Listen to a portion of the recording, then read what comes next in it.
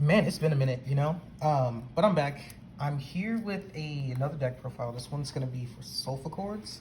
Now, I am new to Pendulums, and this is kind of I'm trying to get back in with.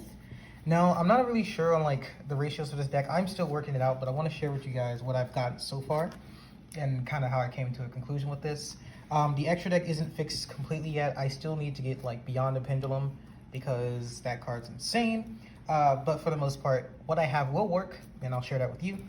To start with the main deck, you want to play 3 copies of Cutia. Cutia's really good. She's going to help you find everything. If she's normal special summon, she can add a Pendulum monster from the deck to hand. So if you don't have everything you need, you can just normal or special summon her. You can get it really easy, really quick. Really good. I would never play less than 3. She's insane. Next, we have Dreamia. Dreamia's really cool because you can actually special summon her as long as you have a Solfichorad. Oh, whoa. We only played 2. My bad. No, we played 3. There we go. You're going to play her. She can special summon herself as long as you have a Pendulum monster that's a Solfichorad, which you will, because Solfichords is interesting in which they don't really play all the standard Pendulum stuff, so you're not going to see like a Dark Worm and the Donut. You're not going to really see those in here. They kind of need Solfichords to work. So there's a lot, but I mean, that's just kind of how it is with this deck, but it works really well. But she's nice. She can special summon herself, let you extend, get off your plays. Next here, you got a little spoiler. It's Iltia. She's really good when she's normal special summon. She can target a spell trap that your opponent controls and return it to the hand. This is good. It can get around pesky spell traps that your opponent might be trying to hold on to. If they don't, go ahead and shotgun them. Or if you're dealing with someone who has like a Mystic Mime, well, I guess you wouldn't be able to summon this, would you? But that's not the point. You have a card that's a problem for you on your opponent's side, or they go ahead and drop a card down that you can't really deal with, or you're just scared of back row, you're trying to go in for it, to kill. This is a good card to do so. Just by getting her on the board, you don't have to keep her there. You can obviously, link her off or whatever. But she's going to be really good in the fact that she can just bounce it back to hand, which is always nice. Next, we have kind of the meat of the deck, Fancia here. She's kind of stupid. Once during your turn, you can add 1 Pendulum monster from your deck to your extra deck face up. Insane. You need to play 3 of her. She can just straight up fill up your extra deck face up with cards that you need, that you want to pin summon. Really good. By the way, most of the pendulum, I'm sorry, most of the pendulums, but most of the pendulum effects are very basic. As you can see, these first 4 that I showed you, they all have the same pendulum effect. The pendulum summons of your Solfichorad pendulum monsters can't be negated, which is really nice. That does come in very rarely, but it is super nice that they can't be negated regardless, which is another reason you want to play pure Solfichords, to make sure that all your pendulum summons are going to be safely activated. Next, you want to play 3 Gracia.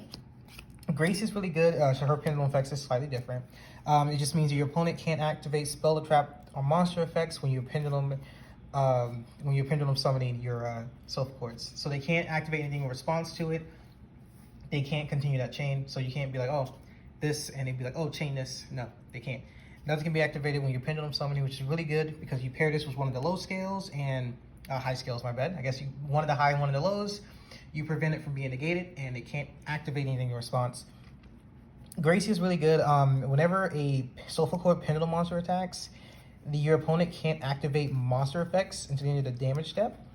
And whenever she's normal or special summoned, you can get 1 Solfichorad spell trap from your deck and add it to your hand, which is really good. The spell traps are kind of good for this archetype. They didn't mess around. They kind of just printed some good stuff. So I think Gracia is really good. Nice 3 of. I'm playing a lot of 3 ofs. That's just how it is. Next we have 3 Angelica. Same pendulum effect where they just can't use spell packs, spell trap, or monster negates. Her whole thing is you contribute a Solfichorad pendulum monster, and if you do, you can special summon 1 Solfichorad pendulum monster whose scale is too high or too lower. The main gimmick with this deck is they bounce around even and odd scales. So basically, you can trade your even scale for another even scale, or you can trade your odd for another odd. That's kind of how the deck works. It's interesting to me. I think it's fun, and she's a way to kind of trade out for what you need. If you're stuck with, you know, a Dreamia and you rather have Fantia, you can do that because they're two different. So it's really nice to have. Only one she can't go into is herself, I believe. So that's all that matters. Now I only play one Butia. I think Beauty is good. It's just, I don't know. You can target one effect monster your opponent controls, or if you have, you know, an even scale. In your Pendulum Zone, you can target a face-up spell, like Spell Trap, and banish it, you know, when it leaves the field, which is fun. You can do it on your opponent's turn if they're going in for, like, any kind of link climbing or something like that, and that's like a triggerable monster. So, for example, your opponent's playing, I don't know, what do people play nowadays? What floats? Does Ray float? You're playing Sky Striker Ray. I'm not sure why you wouldn't just banish the Engage. That's a good point. You can banish Engage as long as you have an even scale. You can target it to be banished, so whenever Engage leaves the field, it gets banished. It means they'll have a harder time getting it back. That's what she does. She's really good. You could bump it up to 2. I've actually thought about it, but I'm playing her at 1 right now, and it's working, so I'm not having too many issues. And last of the Solfichorad, we want to play 3 copies of Kulia. Kulia is like the boss monster for this deck. She's coming out, she's hitting hard. And you can special summon it by tributing 2 Pendulum monsters, which is really good. You can also target monsters your opponent controls, or up to 2 cards if you have, you know, Pendulum scales that are correct, and then negate the effects, which is really fun. And if any monster activates effects and their attack is lower than hers and your opponent's monsters, you can destroy them. And that is not once per turn. So, I mean, she's really good.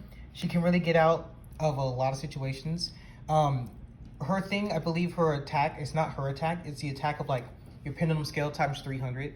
So if you end up with like a Cutia in your pen zone and she's on the field, anyone with 2400 or less attack, they're getting destroyed after a monster effect activates, and that's really good because it's not like it's targeting, it just destroys it. And she's really good. I don't know if 3 is a good number. I thought about going 2 and 2 for her and Butia, but I like 3 right now. It's just fun for me. This is something I'm playing. I'm testing it out still. I'm enjoying it so far, but it's Trez. I'm not sure how to say his name. I guess it's Horatia. This is pretty good. I mean, you contribute 3 of your fairies, which all of these are fairies, and you draw 2. And it's just pretty good. It's Pot of Greed. Worst case, she's 2900 defense. Worst case scenario is a fat body to kind of try to sit on while your opponent goes for the OTK. You can also pop cards your opponent controls, which is really nice, but that draw 2 effect is really strong. And the pop cards can actually help you go in if you're trying to go in for, you know, the final kill of the game, which can be done pretty quickly if you are good with your Pendulum summonings, which I'm still learning, but that's okay. This card's insane. Next, this is different. I play 3 Powder Riches. I think this is fine. You're not really special summoning in this deck other than like occasionally your links, but Pot of Riches is really good if your hand is just, maybe you're slightly later in the game, somehow you've managed to make it to like turn 4 or 5, and you just need to draw 2 real quick, and you can probably win off a pin summon at that point. Maybe you do have a link already out, and it's just, Pot of Riches is good. Drawing 2 is just good. I think Pot of Riches is fine in this deck. You don't have to play it. I think it's good. A lot of people play Prosperity instead. Prosperity is really good as well, but I think Pot of Riches works really well with this type of deck, so I've been enjoying it in there. Next, we play 3 Solfichorad Elegance. Now, this card's a little insane. So, it allows you to do one of 3 things. Well, you can either place a Pendulum monster from your deck to your Pendulum Zone, which allows you to just place a scale, which is insane. You can either you can choose to add 1 Pendulum monster from your hand to your extra deck face up, and if you do that, you can place 2 Solfichorad Pendulums, 1 odd and 1 even, to your Pendulum Zones. You don't understand how good this is. You can put any, let's say you have Elita in your hand. Right now, she's not helping you. Elegance place your face up in the extra deck, grab your scales. You need your wide scales. Go ahead, grab Cutia Coolio. There's your 1 and your 8. You pin summon, and you can just go from there. It's insane how good that one effect is. You will be doing that when you need scales. This is a good way to get your scales up if you end up with a hand that's either not desirable or a hand that just would be better if you already had scales. And it has another effect where you can add 2 cards, one odd and even pendulum scale from your pendulum zones to your extra deck face up and draw 2. So it's also another way to get rid of your scales and draw 2. The worst part about this card, you can only activate it once per turn. I know it's a small price to pay, but the fact that it has like a nice little pot of greed effect if you already have scales in your hand, it can basically set up your scales. It's insane how good that one card is. And I guess the only problem is it's stuck in this archetype, right? Next, I play 2 copies of Solfichorad Scale. This is another one of those cards that just has a bunch of effects. But this is actually one of those cards where it does it in sequence. So depending on how many monsters you control with different names and different names, you can do different effects. If you control 3, you get to return a card from your pendulum zone to your hand, and by doing so, you can then place a 1 face-up monster from your extra deck to your pendulum zone. So it's basically like exchanging the zone. It's exchanging scales, which is really good. If you have 5 or more, you can special summon a Solfichorad pendulum monster from the hand, which will be the one that you take from your pendulum zone with special summoning out for free, which is really good that it does in a sequence. And then if you have 7, you can destroy all face-up cards your opponent controls, which is insane. Now that one you won't get off too often, but getting 5 Solfichords on the field, because I don't believe they have to be like in the monster zone, they can just be on the field. That's not hard to get 5 out. And the fact that it allows you to exchange a scale, special summon 1 from the hand, and the potential popping all of your cards your opponent controls is pretty good, or face-up cards at least. Next, I play 2 of the field spell, Solfichorad Harmonia. Another nutty card, because you get to activate 1 of 3 effects. There's so many effects with these spell cards. It's insane. But this one you can either add 1 face-up Solfichorad pendulum monster from the extra deck to your hand, which is good if you need to recur a monster out of there that you want to summon a different way, or just like you're trying to make a big play here, you can do that.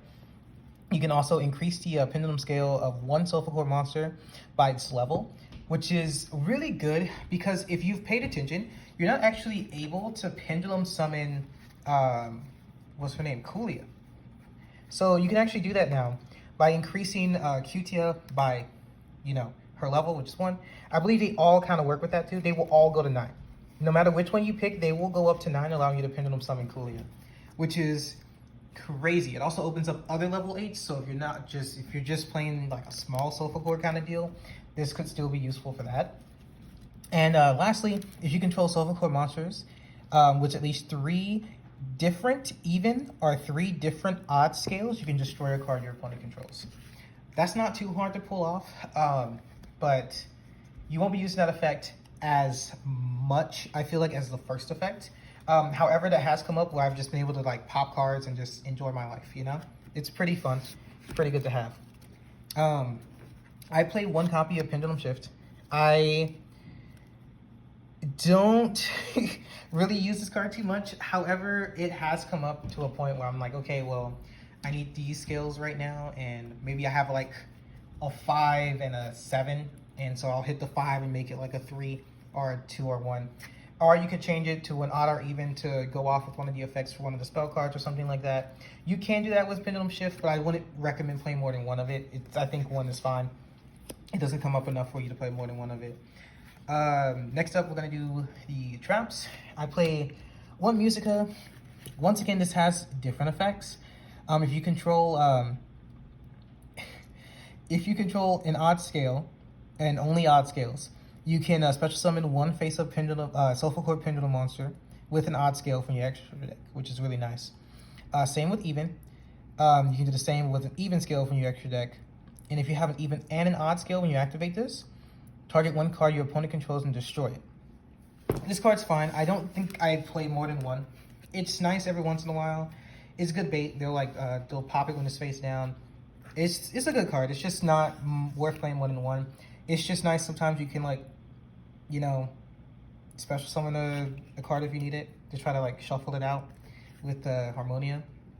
I play one Solfichorad Forma. Another one of the cards, they all have multiple effects.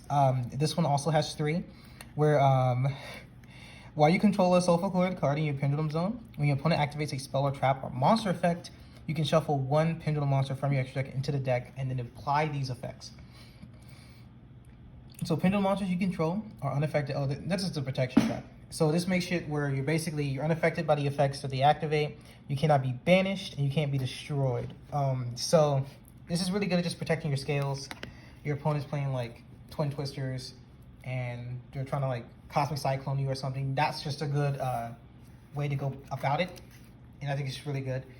And the last 2 cards I play, this is something that I play. I think it's kind of spicy. I play 2 copies of Pendulum Area. As long as all monsters you control are Pendulum monsters, and you just need at least 1 Pendulum monster, and you have to all be Pendulum monsters, which is, once again, not too difficult in this deck. You can target 2 cards in your Pendulum Zones, destroy both cards, and if you do, neither player can special summon for the rest of the turn except by Pendulum Summon. Now, remember, you have cards in here that set scales. If you pop both of your scales during your opponent's turn, you have at least a QT on the field or something, your opponent is locked into only special summoning by Pendulum Summoning. This is like D-Barrier on crack. Your opponent D-Barriers you, you can't pin summon, but you can set scales, normal summon one of the lower monsters, set this, pass, your opponent tries to play, you Pendulum Area. Now you're in the same boat. Except they can special summon, but unless you're playing a Pendulum player, this card is insane. If you're not going to play this in the main deck, I do recommend at least trying it in the side deck. I feel like it's going to be in one of those 2 places if you're not going to play it in the main deck. So I am enjoying this deck. I guess I'll go over very briefly, I'll go over the extra deck. I played 2 Grand Solfichorad Musia. She's okay. She was like the support they got. You don't really need her. She's good though, but she has the 2 downward arrows, which is mainly what you're going to see when it comes to this extra deck. Because of that, I'm playing 1 Lina because downward arrows, and we cover all the attributes in this deck. I play 1 Win. I played 2 Irisa just because I like that one. 2 was these. It's just you want them because they have downward facing arrows. That's really how it is. I play like Starving Venomy Dragon. I don't know why. I'm just kind of playing it. You're never going to get this out because you don't play any fusion cards, but you could if you wanted to. I play like Unicorn, Heat Soul, Borosword, and I have Binary Blazers in here because I like the card art. You hardly ever go into the extra deck with this card unless you're going for your pin cards. But they are nice to have every once in a while just for your downward facing. If you have Beyond the Pendulum, please fucking play that card. That card is insane. If you're not playing Beyond the Pendulum, you're already messing up. I am already messing up. I am a failure as a human being for not playing Beyond the Pendulum. But anyway, that's what I'm going to show you guys today. That's just my Solfichorad deck profile.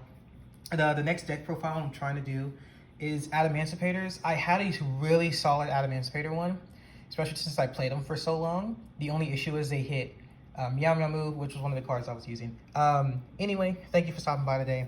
If you have any ideas for a deck that you'd like to see, then maybe I'd try it out. Anyway, bye.